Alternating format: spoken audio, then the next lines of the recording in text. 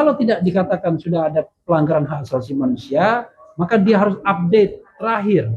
Karena Mas Roy dan Dr. Tifa sampai sekarang itu sudah disuruh wajib lapor untuk yang ke berapa kali? 30 kalinya. Tanpa landasan hukum yang jelas. Kapan akan selesainya wajib lapor tersebut. Padahal mereka berdua adalah orang-orang yang sibuk, orang-orang yang berpendidikan tinggi yang tentu jauh lebih produktif kalau seandainya kasusnya tidak berlarut-larut dan tidak dikenakan wajib lapor setiap pekan. Terutama Dr. Tifa yang sedang menyelesaikan disertasinya baik di UI maupun di UNPAD, langsung paralel seperti itu. Itu yang bisa saya introduction, dan selanjutnya saya serahkan kepada Mas Didit untuk menambahkan, terutama terkait dengan subject to Dian Sandi itu dan mungkin materi lainnya. Silakan. Baik, terima kasih Bang Refli. Jadi saya lengkapi ya dari apa yang dinyatakan oleh Bang Refli tadi. Nah, kalau kelayakan P21 dari perkara kan ada sisi formil dan material. Nah, sebenarnya kita ini bicara di tengah-tengah antara formil dan material. Yang pertama, kasus ini udah gak nyambung kalau mau dibilang. Ini pertengahan antara formil dan material. Kita tidak bicara soal pembuktian dulu. Apakah Mas Roy, Dr. Tifa melakukan apa yang disangkakan. Tapi yang jelas Mas Roy dan Dr. Tifa itu melakukan analisis terhadap dokumen-dokumen yang diupload oleh Dian Sandi, yaitu dokumen elektronik ya, yang dikatakan ijazah Pak Jokowi. Tapi kan tidak di-endorse oleh Pak Jokowi bahwa itu dokumen dia, milik dia, tidak pernah. Itu saya sampaikan waktu saya diminta keterangan sebagai ahli. Jadi tidak dimungkinkan kalau sekarang digunakan ijazah asli Pak Jokowi yang disita di Polda Metro sebagai barang bukti.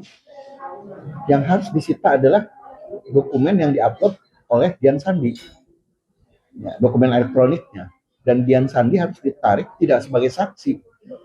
Jadi kalau mau benar itu harusnya Dian Sandi dilaporkan dulu oleh Pak Jokowi, ya, dia terlapor utama.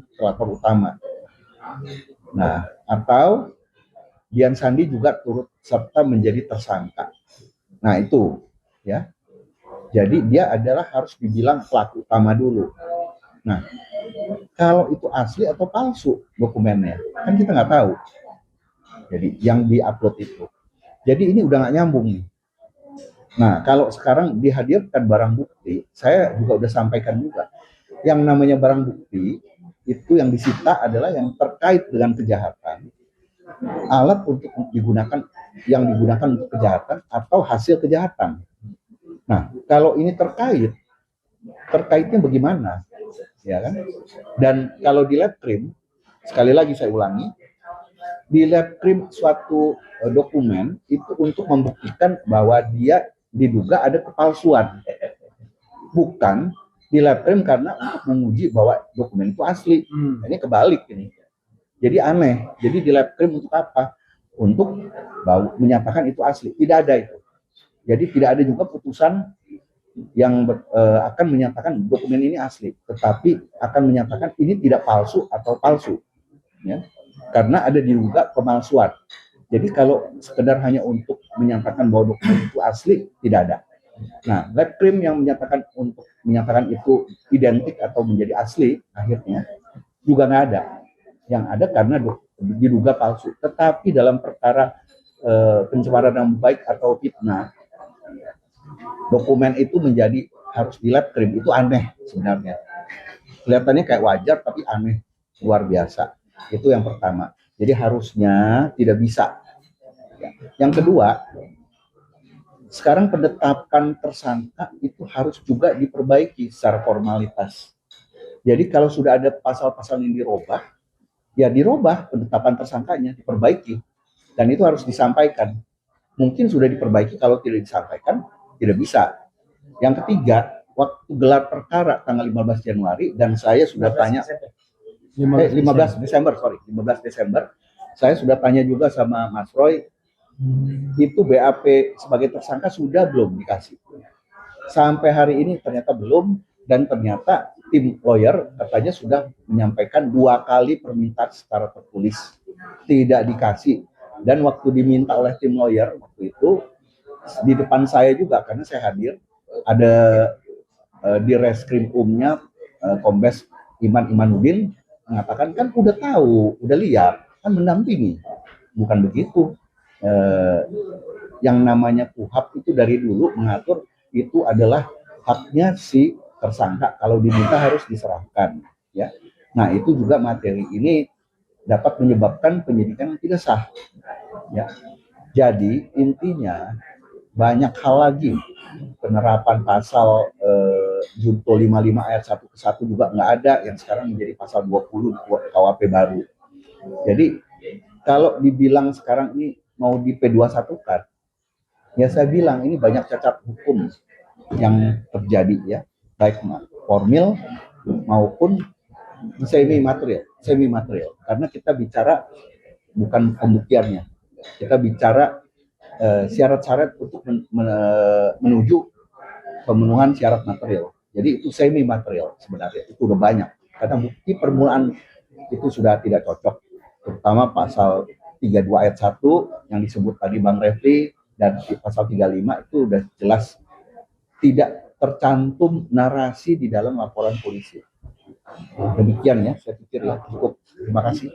Iya, kita lanjutkan dengan Pak Ugro ya.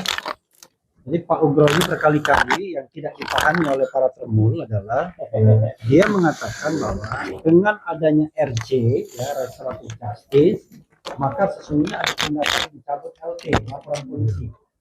Karena laporan polisi, dan setelah laporan polisi SP3, tapi karena laporan polisinya itu kemudian hanya dalam satu nomor, maka yang terjadi adalah ya itu hilang semua secara administratif. Nah, itu yang kemudian tidak dipahami, dan tidak ada kaitannya Mas Roy minta RJ atau tidak. Itu ada sebuah konsekuensi dari salah pengadministrasian. Harusnya kalau 12 terlapor 12 LP, bukan satu-satu. Iya. Oke, silakan. Izin Pak Ugro, mikrofonnya pakai ini. Ya. Oh, yang ini. Yang ini ditaruh aja ke bawah. Ini namanya mikrofon. Iya, mikrofon Pak, bukan speaker. Kalau Omon bilangnya tuh speaker. Parah. Baik, terima kasih. Jadi makin hari makin jelas, makin hari makin dalam kita memahami perkara dugaan tidak pidana yang dilaporkan oleh Pak Jokowi, Presiden Republik Indonesia ke-7 ya. Iya, 7. Ya, 7, dan beberapa rekan-rekan warga masyarakat yang sebetulnya tidak punya kapasitas untuk membuat laporan. Jadi pasal 160 itu kan menghasut seseorang untuk melakukan tidak pidana. Tidak pidana apa? Ya kan, nggak ada tidak pidana. Jadi kalau dilaporkan, sekarang dibuatkan laporan polisi oleh Pak Roy, itu memang tepat seperti itu, sehingga siapa menebar laporan palsu, dia akan menuai laporan polisi itu aja. Kemudian ada beberapa statement lah dari beberapa, ada rekan saya warga masyarakat yang kalau saya menjelaskan itu, saya senang debat hukum ya, senang debat hukum. Tapi kadang-kadang yang tidak tahu ini ngajak debat kusir ya. Nah, kalau debat kusir kan harusnya di tanah kusir. Jadi masalah kaitan dengan keadilan restoratif atau resto justice ya. Kalau kita membaca peraturan kepolisian nomor 8 tahun 2021 tentang penyidikan tidak pidana berkaitan dengan keadilan restoratif, itu sudah sangat-sangat jelas ya. Memang di situ lebih luas, tapi sudah disempurnakan oleh Undang-Undang nomor 20 tahun 2005, yaitu hukum acara pidana pasal 79 sampai 84 itu ketentuan umum tentang keadilan restoratif. Kalau yang 85 dan selanjutnya itu adalah keadilan restoratif di tingkat penuntutan, beda ya. Jadi peraturan kepolisian nomor 8 tahun 2021, nah, Kalau sudah ditempuh keadilan restoratif, kemudian terbit surat penghentian, surat perintah penghentian penyidikan atau SP3, ya. Nah, SP3 ini jangan diartikan surat perintah pencabutan perorangan, jangan, ya. Surat perintah penghentian penyidikan itu harus ditindaklanjuti lagi. Ini lebih tajam peraturan kepolisiannya, yaitu pengambilan barang bukti. Ya, jadi setelah ada SP3 yang diterbitkan kepada Pak Egy Sujana, Damai Lubis, ditambah sekarang Bung Rismon, ya. Kalau dipanggil Bang nanti kan lebih tua dari saya, nggak enak dipanggil Bung aja. Ya. Jadi Bung itu saya masih muda, Mas. Oh iya. Kalau bahasa Jawa naik rebung gitu ya. Oh, rebung. Bayangin 709 barang bukti itu sudah harus dikembalikan kemana dari mana barang bukti disita. Ya.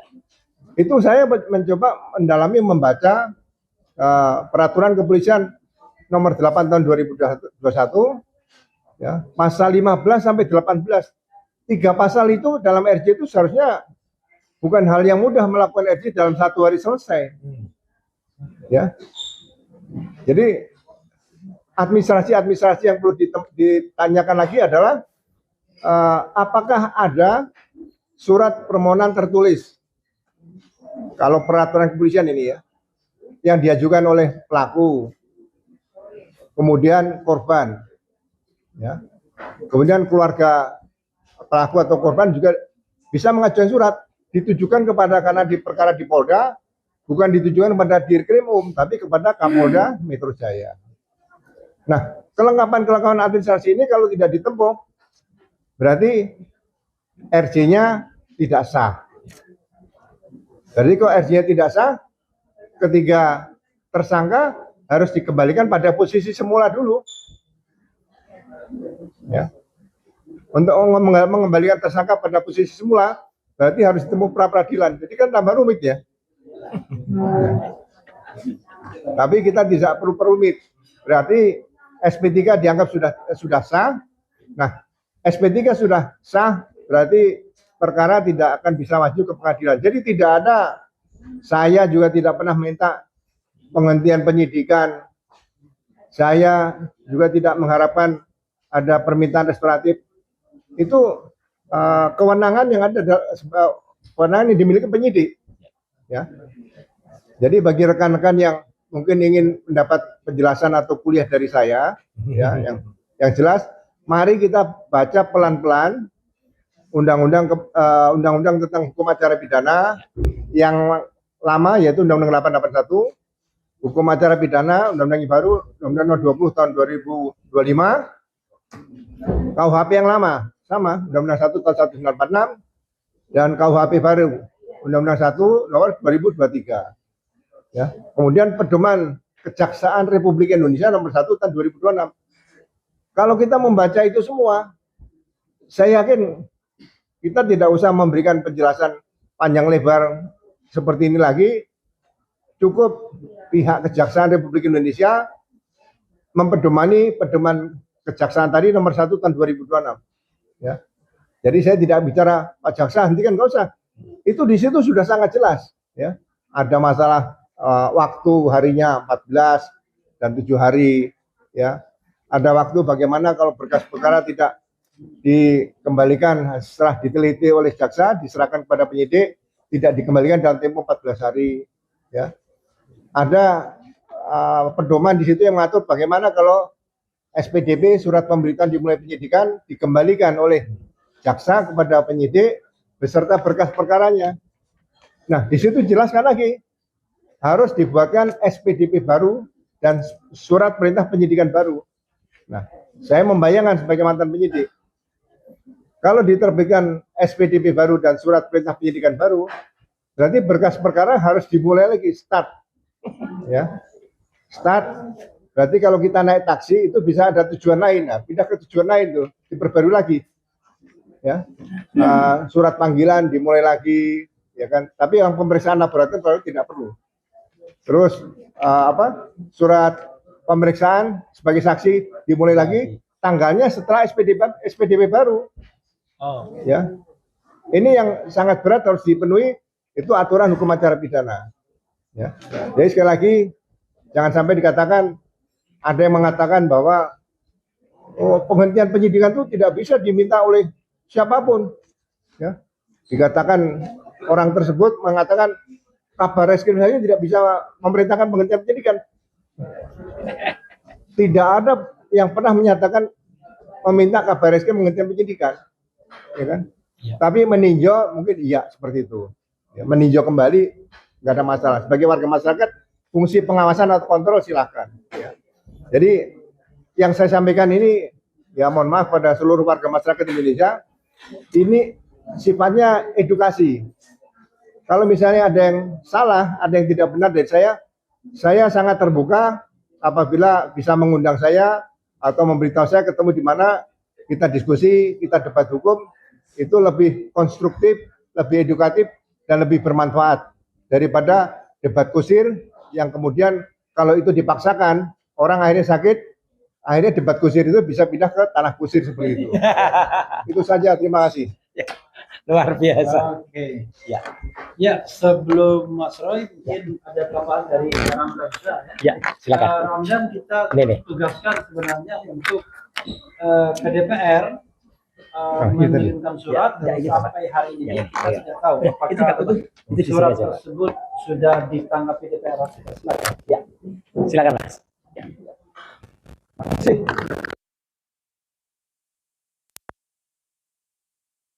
Kami selalu mengupdate dan menelpon ke Komisi 3 terkait RDPU yang kami sampaikan.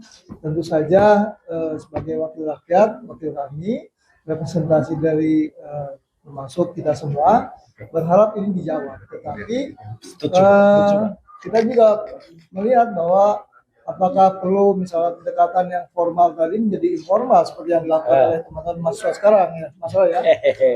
Tapi tentu saja kita tetap menunggu. Itu yang pertama, sama halnya dengan surat-surat yang kami sampaikan misalnya tadi rekan Refli untuk Komnas HAM. Tapi ada satu hal yang ingin saya sampaikan rekan Refli dan kawan-kawan semua terkait dengan laporan LP kita ke pihak polisian yang akan dilakukan oleh Dr. Tifa. Tentu saja kemarin Al-Katiri yang biasa melaporkan ini dan kemudian akan mendampingi Dr. Tifa hari ini lagi ke Cina. Mungkin sebalik dia dari luar negeri, dia akan kemudian bersama prinsipal kami untuk kemudian membuat laporan yang sama kepada Lesmanan dan dua yang lainnya. Ya. Itu rekan Refli, tentu saja ini akan kita tunggu karena Al-Katiri yang biasa di pojok sana dan sangat sangat menarik untuk menyampaikan pesan. Sekali lagi minta maaf tidak bisa hadir. Mungkin itu saja. Ya. Oke, silakan. Iya, teman-teman di belakang ada yang disampaikan? Ada yang mau disampaikan? Enggak ya? Tinggallah saatnya kita pada saat yang berbahagia. Ya, selamat sentosa. Selamat sentosa mengantarkan rakyat Indonesia. Mas Roy Suryo untuk menyampaikan gambar kaosnya. Ya. Baik. Assalamualaikum warahmatullahi wabarakatuh. Ya, pertama-tama sebelum sampai ke materi, izinkanlah saya di kesempatan ini ya mengaturkan apresiasi dan selamat berjuang untuk adik-adikku yang sekarang sedang ada di lapangan. Ya, saya tadi juga sempat bersamai sebentar dan kemudian menyampaikan semangatnya, apresiasi kepada mereka, dan saya hanya titip pesan, ya benar kata Kombes Budi ya dari Polda Metro, jangan ada yang menyusupi. Jadi kalian jangan disusupi, tapi juga mohon aparat juga humanis ya, tidak kemudian menganggap bahwa ini adalah musuh, sama sekali tidak. Ini adalah sesama warga bangsa, sesama rakyat Indonesia. Dan saya sudah lihat selain seragam coklat, ada juga seragam hijau di sana. Mohon hati-hati ya, karena ini sebenarnya adalah masalah internal ya dalam negeri, bukan dengan luar. Jadi saya yang pernah bertugas di Komisi 1 ya, tupoksi dari baju hijau sebenarnya bukan untuk itu. Tapi ya saya moga-moga mereka hanya di PKO-kan saja dan hanya menjaga. Kita semuanya sama. Nah, termasuk jangan disusup itu artinya apa?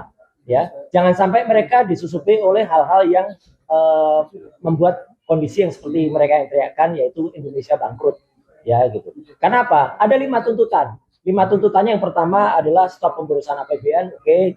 Turunkan harga kebutuhan pokok dan oke. Tapi kemudian ada hal yang lain. Nah, saya justru menyisipkan tadi, ya jangan lupa kita juga pernah punya tuntutan yang lain, yaitu adili Jokowi dan turunkan buku papa atau maksulkan buku papa. Itu jangan lupa, ya itu justru yang krusial. Ya, jadi jangan kemudian malah berbelok kemana-mana. Sekali lagi selamat berjuang. Saya tadi juga menggunakan kostum kuning, ya bukan berarti saya anggota atau alumni UI, bukan.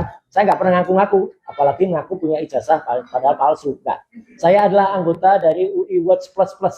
Jadi kumpulan teman-teman ada Pak TB, Taufik Baudin di sana, ada kemudian Pak Heru, dan juga kita saling membersamai adik-adik kita untuk berjuang. Saya tetap alumni UGM dan saya bangga dengan UGM, tapi saya tidak bangga kalau UGM membela yang bukan mahasiswa yang berijazah palsu.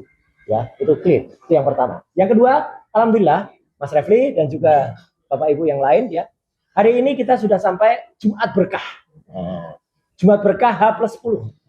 H+10 dari ketika ada press conference yang disela dengan pengumuman dadakan soal P21 di Polda Metro Jaya waktu itu. Ya, sekali lagi kita juga sampaikan bahwa itu bukan press conference untuk P21 sebenarnya, tapi ada keterpaksaan ketika Kombes Iwan Imanuddin harus mengumumkan itu atas pertanyaan. Ya, jadi kita tunggu sebenarnya kalau memang itu benar real. Tapi nyatanya sampai dengan H+10 hari ini, hari Jumat tanggal 12 Juni 2026 itu tidak juga terbit. Masih goib P21-nya. Kayak SMK saja goib, ya. Masih belum ada. Harusnya ada surat semacam ini. Dan lagi-lagi kita sampaikan, sebenarnya sampai ke Pak Refli. Hari ini kalau dengan LP tanggal 30 April itu sudah 409 hari. Hari ini, ya. Ini grafik ini saya buat ketika tanggal 26 Mei. Sekarang sudah tanggal 12 Juni. Berarti sudah 409 hari. Jauh melebihi atau bahkan 4 kalinya kasus besar yang waktu itu juga menyita seluruh perhatian rakyat Indonesia, yaitu Jessica Wongso. Bahkan lebih dari 6 kali kasus yang waktu itu juga sangat besar, yaitu tentang Verdi Sambo. Ya, jadi jelas ya, clear banget bahwa apa yang dikatakan sudah P21 sampai saat ini, sampai kita press conference ini belum ada. Padahal itu harus hitam di atas putih, harus tertulis dan tidak boleh hanya omon-omon, tidak boleh hanya goib. Dan di lembar P21 ini jelas betul tahapannya, tahapan keduanya tanggal berapa. Dan itu ada deadline-nya. Saya sebagai orang awam hukum saja tahu itu ada deadline-nya. Jadi kalau tanggal 2 Juni sudah diumumkan, maka para termul harus tahu bahwa mereka juga nggak bisa yang namanya mendesak-desak.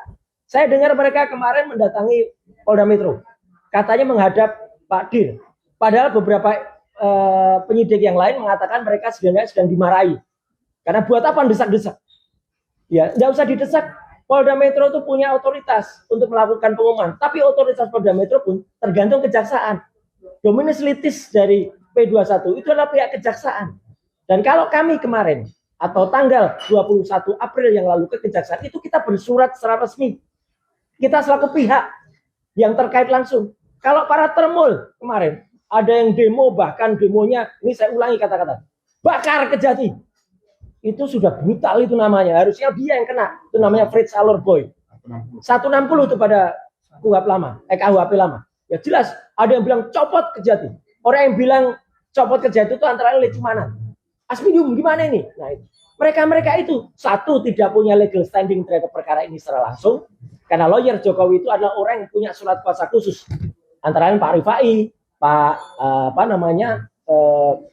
Yakub Hasibuan, kemudian juga Pak Firman, ya satu lagi Audrey siapa? Itu yang resmi. Yang lain itu nggak resmi. Ngaku-ngaku saja mereka bikin tim hukum, tim merah putih, merah kuning biru dan lain sebagainya. Ya, apa itu tim itu? Apalagi mereka marah-marah mau bakar Kejati. Itu kan parah ya. Nah, yang selanjutnya saya ingin sampaikan yang sampaikan Pak Refli tadi yang sudah kita kita tonton langsung di acara Rakyat Bersuara di TV-nya ini. Ya, nah itu. Saya nggak perlu sebutkan iNews ya. Pokoknya TV-nya ini. Ya. Statement dari Prof. Henry Subiakto. Saya ingin menambahkan, terima kasih Prof. Dan kalau Prof. Henry itu mengatakan, karena terlalu mengatakan itu ngaku-ngaku buat. Bukan ngaku-ngaku. Nama Prof. Henry ada di sini. Beliau tepat betul 23 tahun yang lalu. Ya, ada pada surat keputusan tim TKTI, tim Koordinasi Telematika Indonesia. Beliau selaku staf ahli dari Menteri Komunikasi dan Informasi waktu belum informatika. Ada di sini. Lucunya, bukan lucu mana ini ya, tapi lucunya ya. Nomor 9 itu nama saya. Saya juga ada di situ. Saya adalah tim perumus dari Undang-Undang ITE juga. Dan saya itu disebut nama. Bukan lagi jabatan. Saya resmi itu Roy Suryo dalam kurung Universitas Gadjah Mada. Saya wakil resmi dari UGM waktu itu. Ya, dalam itu UGM masih ya sehat dan waras waktu itu ya. Gitu. Jadi mengirim saya untuk menjadi wakilnya. Jadi kami itulah yang membuat Undang-Undang ITE sebagai Undang-Undang Jaban Indonesia atas perdagangan internasional e-commerce luar negeri. Kalau kita tidak punya Undang-Undang ITE, maka kita akan di-ban dalam dunia internasional. Maka pasal 32 dan 35 yang kemarin sampaikan Prof. Henry itu jelas banget. Itu adalah untuk yang terjadi di computer crime. It's not a computer related crime. Computer related crime adalah komputer yang digunakan untuk tindak kejahatan. Itu ranahnya adalah nyata. Tapi kalau computer crime adalah kejahatan yang terjadi dalam komputer. Yang disampaikan di pasal 32 dan 35 itu kejahatannya terjadi di komputer. Ada orang menghack, kemudian dia melakukan perubahan di situ, mengubah di situ dan dimunculkan kembali. Lah ijazah Jokowi yang palsu ini tidak pernah kejahatannya dilakukan di dalam komputer. Itu jelas banget Prof. Henry menyampaikan itu. Ini tidak bisa masuk ke sana. Nah, saya akan lanjut, jadi clear ya. Saya akan lanjut ke Lecumanan. LP-nya sudah terbit dengan LP 4111. Garis miring SPKT garis miring 6 garis miring Polda Metro Jaya. Sudah dilaporkan dengan pasal 394. Detailnya nanti mungkin teman-teman bisa tanya ke para ahli hukum. Saya sekali lagi bukan ahli hukum, apalagi sok mengaku kuasa hukum, sok mengaku avokat ya. Saya bukan avokat busuk ya gitu. Saya melaporkan. Dan disinilah kenapa Lecumanan ini dilaporkan dan kami tetap tadi berapat. Kenapa yang 2 Maret Samuel Sweken dan juga Andi Kurniawan itu belum dilaporkan? Saya mengatakan belum dilaporkan Dr. Karena mereka berdua itu yang dilaporkan oleh Maret dan Andi itu hanya pasal 160. Sedangkan Lecumanan ini melaporkan pasal 28 ayat 2 Undang-Undang ITE. Di mana pasal 28 ayat 2 itu yang kena ke saya dan kena Dr. Tifa. Kalau 160 itu kena sahabat-sahabat pejuang yang ada di klaster 1. Jadi harusnya yang melaporkan teman-teman yang di klaster 1. Tapi nggak apa-apa, itu nanti tetap kita hormati. Andai kata Dr. Tifa juga akan melaporkan hal yang sama. Kalau nanti sepulang dari Pak Alkatib. Dan saat itu saya juga melaporkan, izin Mas Refli, ini tadi karena sudah diberi izin, ya, saya melaporkan juga orang namanya Dr. Rismon hasil-hasilnya ya, si zombie itu, ya, gitu. Dan di sini jangan marah kalau Rismon nggak saya tulis dokternya karena dokternya palsu, ya. Dengan pelaporan nomor 4115 garis miring 6 garis miring SPKT Polda Metro Jaya. Karena apa? Karena dia sangat bebal membuka kembali berita-berita lama yang sudah out of date, yang sudah inkrah. Ini sudah jelas, pemberitaannya sudah jelas. Kasus itu sudah selesai. Kemenpora menyatakan salah dan mencabut laporannya. Karena waktu itu ada pencatatan yang salah, harusnya masuk pada kolom kementerian, dimasukkan pada kolom menteri. Sehingga saya ditagih. Ini sudah selesai. Menpora cabut gugatan Imam Nahrawi dicabut dan inkrah perkaranya. Clear banget ini. Bahkan kalau teman-teman masih penasaran, ini loh putusan pengadilannya. Sudah jelas banget putusan pengadilan negeri Jakarta Selatan nomor 411 tahun 2019. Di dalam putusan ini ada Imam Nahrawi selaku penggugat, saya selaku tergugat, dan penggugat sudah mencabut gugatannya dan membayar biaya perkara. Selesai. Lucunya lagi, si dokter palsu ini malah kemudian kemarin membuka kasus lama banget tahun 2006, menarik-narik Habib Rizik. Itu kan konyol banget. Coba, Omon, kamu berani nggak sekarang datang ke Habib Rizik? Ya, kalau sekarang mau tanyakan soal itu. Itu persoalan juga sudah selesai. Saya selaku profesional waktu itu. Jadi intinya apa, teman-teman semua? Saya melaporkan Lecumanan dan juga melaporkan Respon. Itu jelas betul pasal-pasalnya, dan kami semua tetap menunggu yang namanya P21 itu. Kalau memang ada, katakan ada. Kalau tidak, katakan dengan terus terang bahwa itu tidak ada. Ya, jangan sampai kemudian mereka membuat sesuatu yang sifatnya goib, tapi seolah-olah nyata. Nah, saya ingin juga senyum sekarang, ya, Mas Raffi sebagai penutup. kepada para termul. Yang termul itu yang bikin hoak, ya. Hoax, tapi hilang S-nya hoak. Mereka teriak-teriak, mana P21, mana bakar, kejati, copot itu. Mereka lama-lama boncos. Ya. Kalau udah boncos, minumlah obat boncos. Nah, ini obat boncos. Ya, saya sarankan saja, silakan minum obat. Ya, para termul silakan minum obat, karena kalau nggak minum obat, nanti boncos, Pak. Gitu. Sekian, terima kasih. Ada pertanyaan satu, Mas. Pertanyaan satu, silakan Bapak. Ya.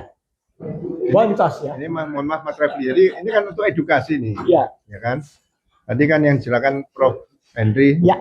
dan Mas Roy kan masuk tim perumus Undang-undang ITE. Undang-Undang ITE ini. Iya, ini. Nah, mungkin nanti saya minta penjelasan.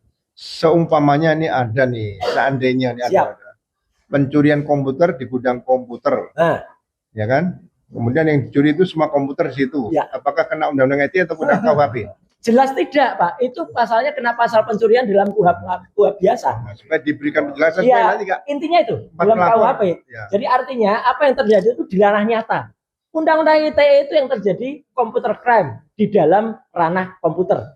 Kenapa ini ada? Itu untuk menggantikan Undang-Undang ITE itu untuk menggantikan Undang-Undang Telekomunikasi nomor 36 tahun 99. Kalau teman-teman ingat, pada pemilu 2004, waktu itu ada hacking di situs KPU. Partai berubah jadi partai jambu, partai sawo. Nah itulah pentingnya Undang-Undang ITE yang akhirnya baru rampung tahun 2008. Jadi itu supaya Bapak. supaya tidak mudah selalu Menggunakan Undang-Undang ITE. ya. Ini resmi betul ya. Tim Koordinasi Telematika Indonesia, menterinya waktu itu masih Pak Samsul Muarif. Nama saya ada, nama Prof Henry Subiakto ada di situ. Terima kasih. Wassalamualaikum warahmatullahi wabarakatuh. Waalaikumsalam warahmatullahi wabarakatuh. Ada pertanyaan nggak? Boncos. Ada pertanyaan? Kalau tidak ada pertanyaan, kita stop sampai di sini ya.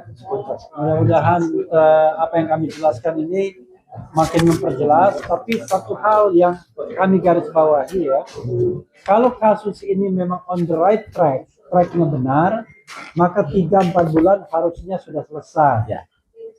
Kasus seperti ini yang sederhana, hanya bercerita mengenai apakah sebuah dokumen ijazah itu asli atau palsu, sampai membutuhkan waktu 400 hari lebih, dan sampai hari ini tidak jelas. Pertanyaannya ada apa? Maka yang paling gampang adalah bahwa kasus ini dipaksakan untuk terus diproses. Kenapa dipaksakan? Ya karena ada kekuatan-kekuatan politik yang masih kuat dan berkuasa hari ini bisa kemudian mengendalikan penegakan hukum yang ada. Nah ini menyedihkan. Sebagai warga negara tentu kita ingin bahwa penegakan hukum itu pada jalur yang benar dan sesungguhnya. Jadi sekali lagi kami mengimbau baik kepolisian atau penyidik maupun kejaksaan ya itu harus bertindak profesional, independen dan memperlihatkan integritas dalam menangani kasus apapun, termasuk kasus ijazah palsu ini. Terima kasih. Assalamualaikum warahmatullahi wabarakatuh. Waalaikumsalam.